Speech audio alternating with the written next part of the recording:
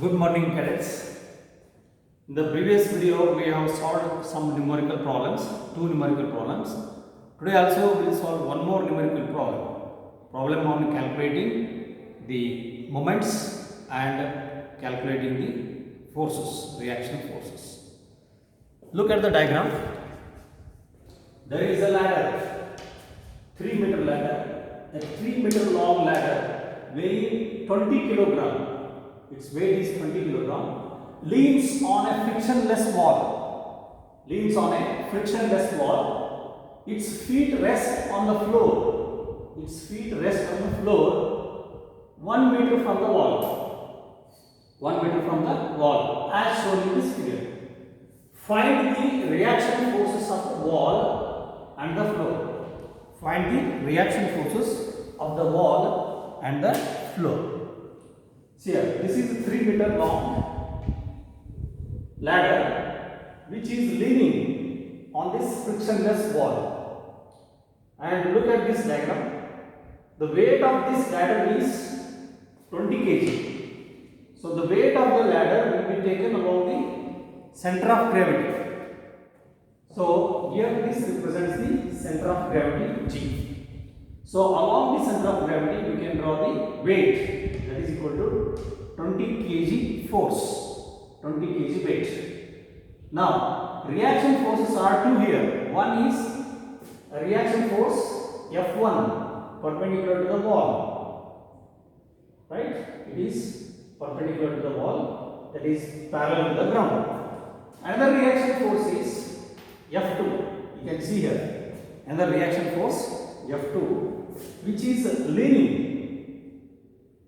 Since the ladder is leaning, therefore reaction force F2 is also leaning with certain angle with respect to the floor. Now you are asked to calculate what are the values of F1 and F2. Now again we are going to make use of the conditions of translational equilibrium and rotational equilibrium. So conditions of translational equilibrium. The net force acting on the body must be 0. Now look at the forces F1, another force weight, and the third reaction force is F2. F2 is the reaction force due to the flow. Now if you resolve F2 into two components, one is a component along the floor, that is F. Another one is component perpendicular to the floor, that we can call it as normal reaction. So I will write it as normal reaction R. Normal reaction R.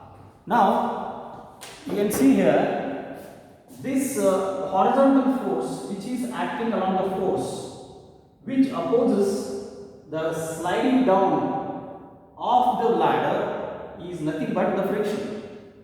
If the floor is frictionless, if the floor is frictionless, the ladder will not be resting, leaning in this particular angle. It would have been sliding away. It would be sliding away. So there is a force of opposition to the sliding motion. That is what we call it as friction. So this friction acts towards the ball. This is the ball. This friction acts towards the ball. Now we will write what are the given things. Length of the ladder.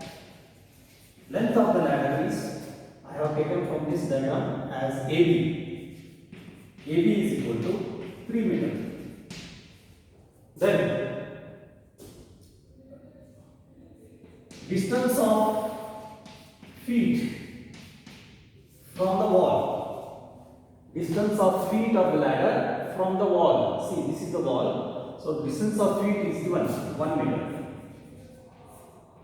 This is given. Distance of feet from the wall.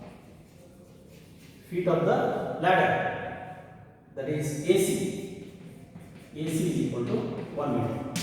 Now using this we can find out what is the height of the ladder at which the ladder, what is the height of the wall at which the ladder is resting. So BC becomes the height. Therefore, height of the wall against which the ladder is resting, BC. This can be obtained using the Pythagoras theorem. This forms triangle ABC as a right angle triangle. So using Pythagoras theorem, we can find out what is the value of BC. So applying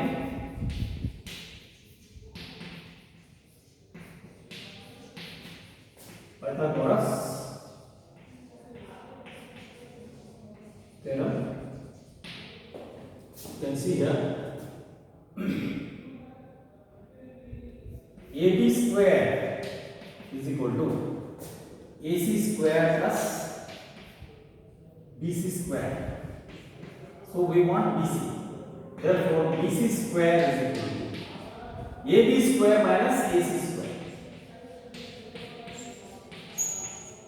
AB square minus AC square. So substitute the value of AB and substitute the value of AC. So we get square root of AB square, 3 square is 9 minus AC square, 1 square is 1. So it becomes square root of 8. Square root of 8 is 4 to the 8. Therefore I can write it as 2 root 2. So 2 root 2 meter. Therefore BC becomes 2 root 2 meter. So we got the BC length. Now apply the condition of translational equilibrium. Condition of translational equilibrium.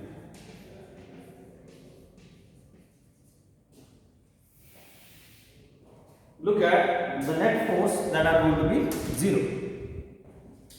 Look at this.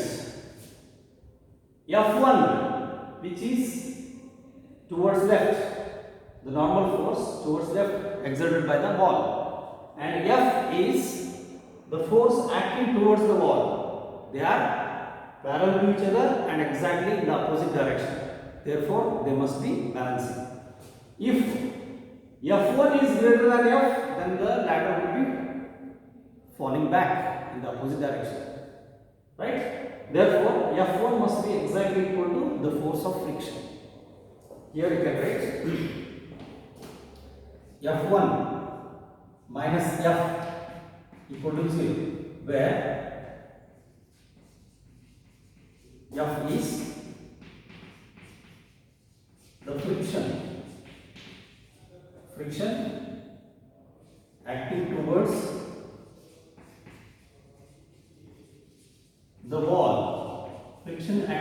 the wall, which resists the motion of ladder away. Sliding motion of the ladder is resisted by this force of friction. Otherwise, the ladder would be sliding away and it would be falling. So that sliding away motion of the ladder is resisted by force of friction. That is what is given by F. And F1 is reaction force. F1 is reaction force exerted by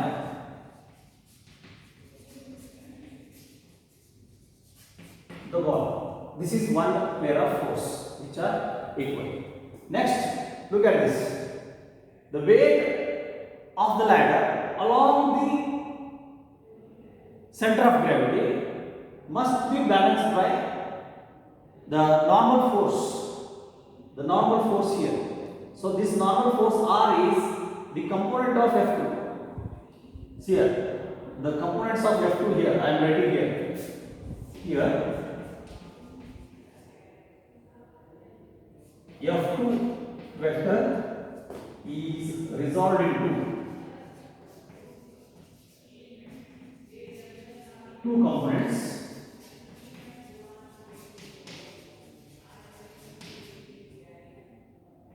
N perpendicular to the ground,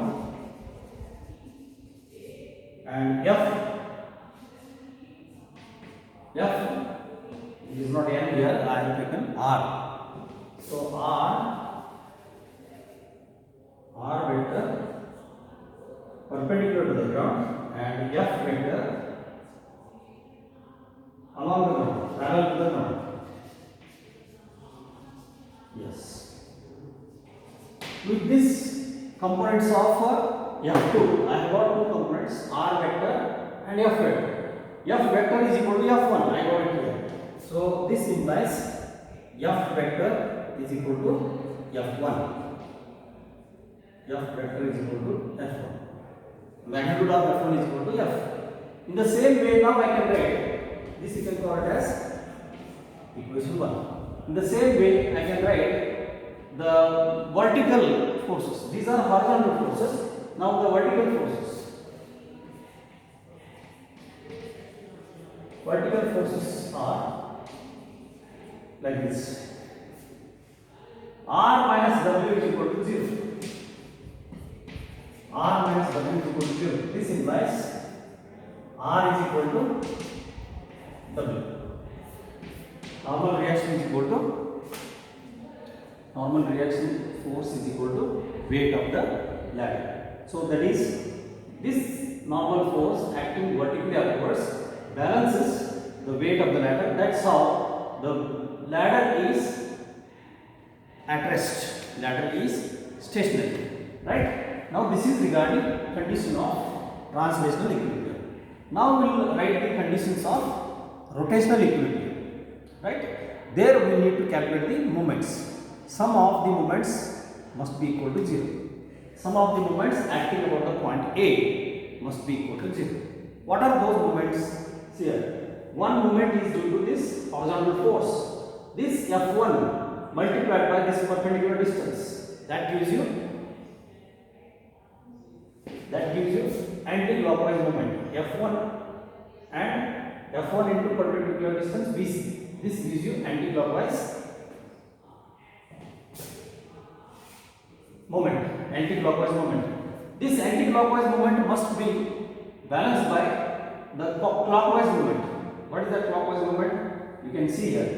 The clockwise movement acting about the point A due to the weight.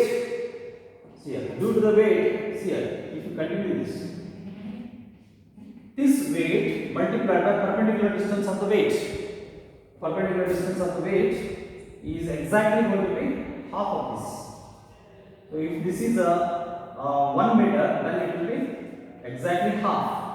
So this will be half meter and this will be remaining half meter.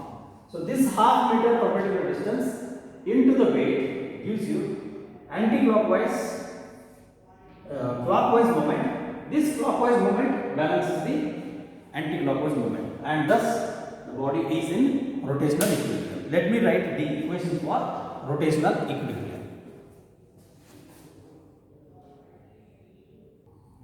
Now applying the condition of rotational equilibrium, taking the moments about A, sum of the moments acting about point A must be equal to 0. First, the moment due to the horizontal force F1. Look at this. The moment due to horizontal force F1 is given by F1 into perpendicular distance. If you continue this is going to be F1, and the perpendicular distance of F1 from point A is nothing but BC. So I will write F1 into BC. Since it is an anti-clockwise sense, so I have taken positive. This is positive. Next, another one is the moment due to weight. The moment due to weight is clockwise. You can see the diagram. Moment due to weight is clockwise. So that becomes negative. W into half of AC. So if you take this one as another point, let us say D. So I can write AD. W into AD. So these are equal. Therefore, when they are equal, one is positive and another one is negative, then only the ladder is under rotational equilibrium. So ladder is under translational equilibrium as well as under rotational equilibrium, then only it is in perfect mechanical equilibrium, right? Now substitute the values of BC and value of AD from the diagram. From BC, F1 into BC. BC is 2 root 2. We have just now calculated using Pythagoras theorem. F1 root 2, 2 root 2 minus W. W into AD. AD is half meter. AD is half meter. So this should be equal to 0. So if you take W on the other side, so it becomes F1 2 root 2 equal to W by 2. We know the W value, that is 20 kg. So we can calculate what is F1. Therefore, this implies F1 is equal to W upon 2 into 2, 4. 4 root 2. W upon 4 root 2. Now W value is given.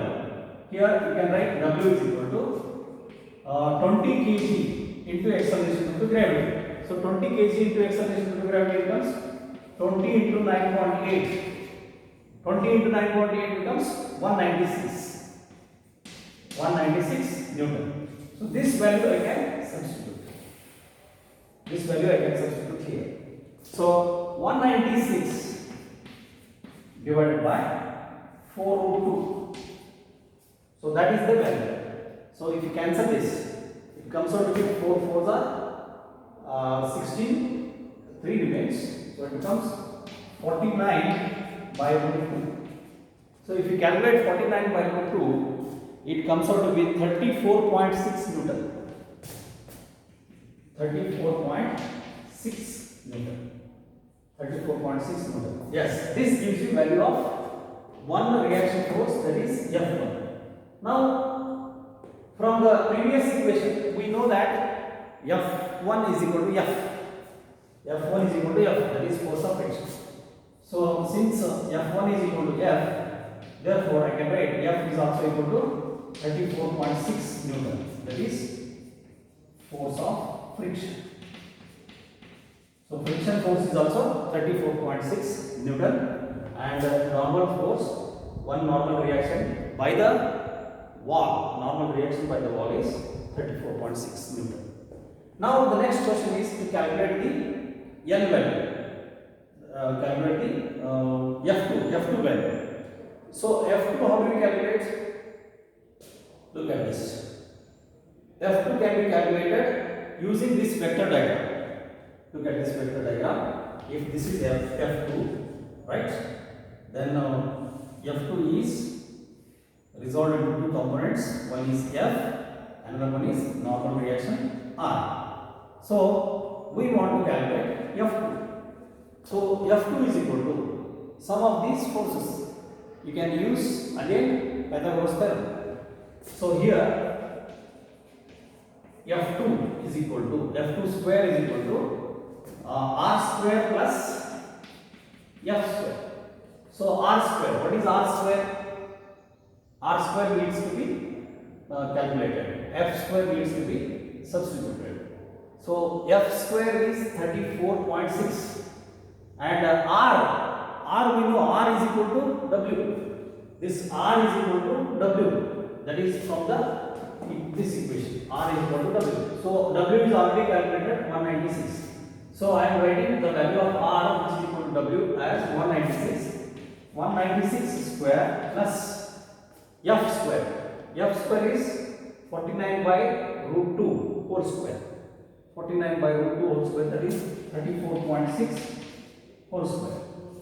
So under root of this, therefore gives us F2 is equal to square root of 196 square plus 34.6 square. So if you calculate this, it comes out to be 199 Newton. 199 Newton. So you can use the calculator and verify. So F2 is equal to 199 Newton. So this is how we calculate the reaction force from the wall and reaction force from the from the flow, reaction force from the flow, that is F. Now you can calculate what is this angle. Angle of F2, if alpha is the angle of F2, if alpha is the angle of F2, we can calculate angle alpha. Angle alpha made by F2 with respect to the flow.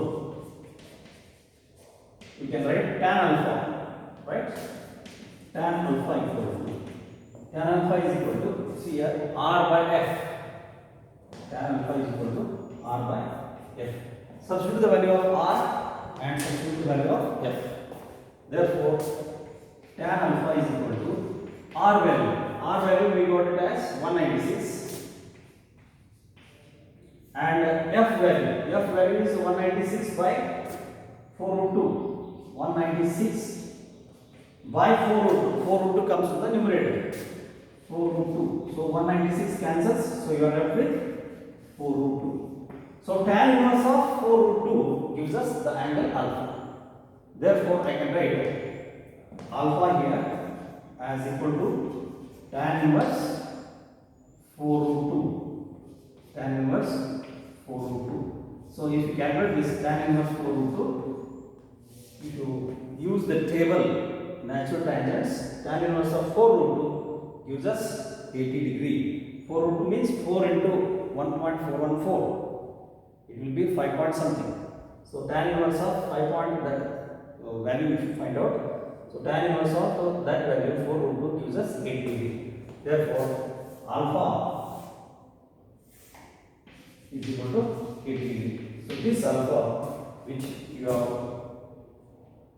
is nothing but 80 degree. So this is how we need to calculate the reaction forces using the principle of moments and using the condition of rotational equilibrium as well as translational equilibrium. Now let us now study one more important thing, that is moment of inertia. For example, we have studied translational motion or linear motion.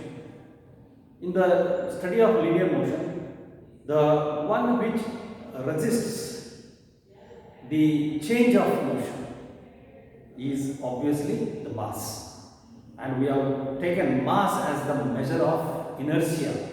Mass as the measure of inertia. So what is the analog of mass in rotational motion? We are learning translational motion and rotational motion in parallel. Translational motion and rotational motion in parallel. So translational motion means linear motion, already we have studied. So mass is the measure of inertia. Mass is the one which resists the change of motion, which doesn't allow the state of rest into motion or the state of motion into rest easily. That is what we call it as inertia. More the mass, more is the inertia. More the inertia, more is the mass. That's it. Lesser the mass, less is the inertia. But when a body is under pure rotational motion, what is that analog of mass in pure rotational motion? That's what we are learning it as moment of inertia.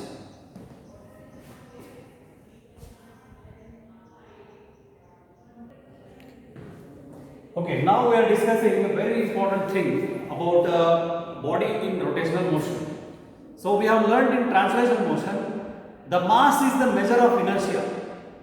Heavier the mass, more is the inertia, which opposes the change of state. The inertia is the property which opposes the state of a body. Whether body is at rest, if you want to change it into motion, then that property which opposes the state of rest into motion is called as inertia for translational motion. In the same way, what is that analog of mass in rotational motion?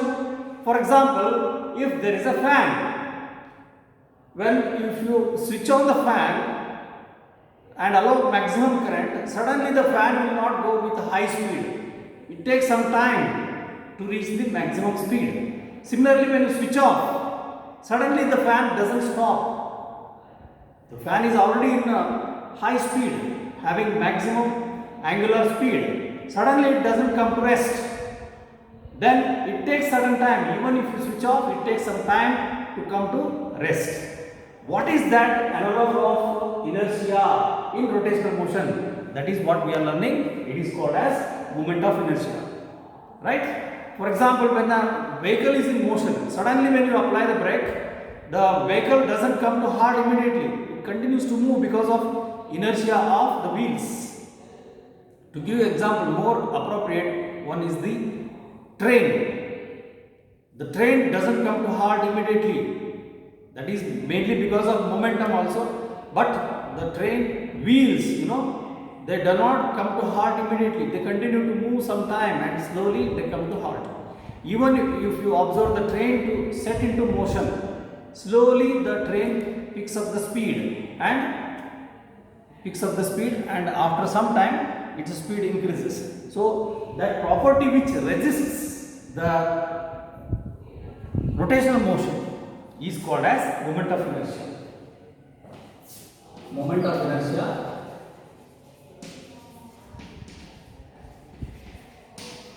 is the property of rotating body about a fixed axis. Rotating body about a fixed axis. About a fixed axis which resists the change in rotational motion. The change in rotational motion.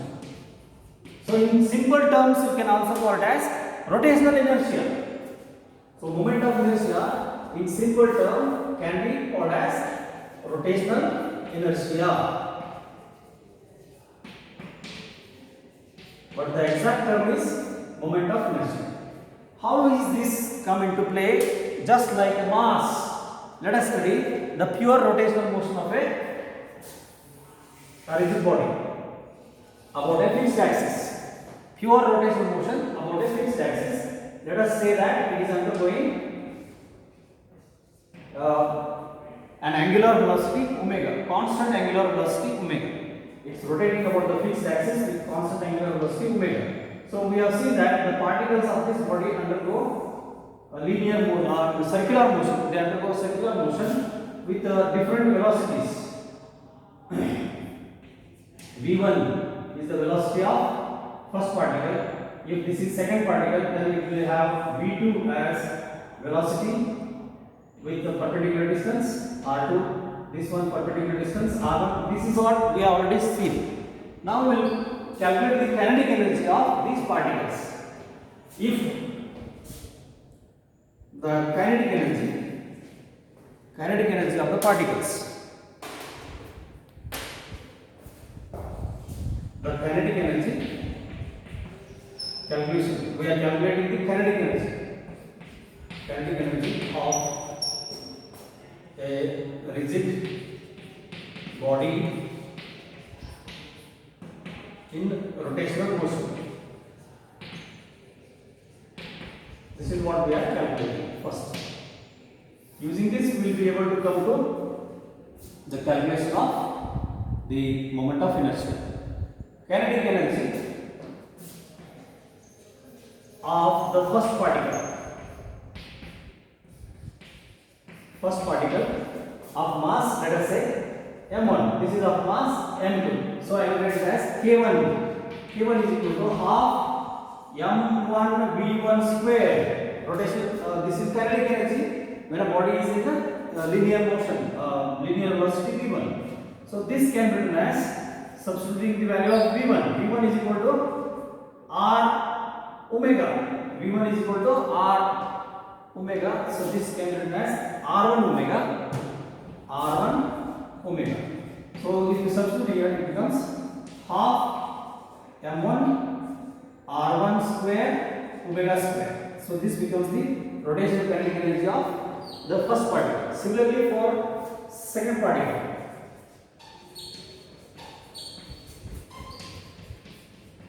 Second particle K2 becomes equal to half m2 v2 square, that is equal to half m2 r2 square omega square. Omega remains constant for all the particles. So for any ith particle, kinetic energy of ith particle Ki can be written as half mi vi square, that is equal to half mi ri square omega square. So if you add all these, we will get total kinetic energy. So total kinetic energy of the rigid body, total kinetic energy of the rigid body K becomes equal to K1 plus K2 plus and so on up to Kn, where n is the number of particles of this rigid body.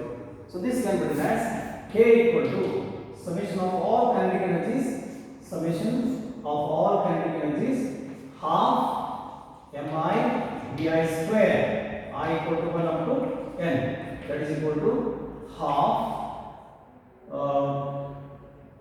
So we can take out half, we are left with mi ri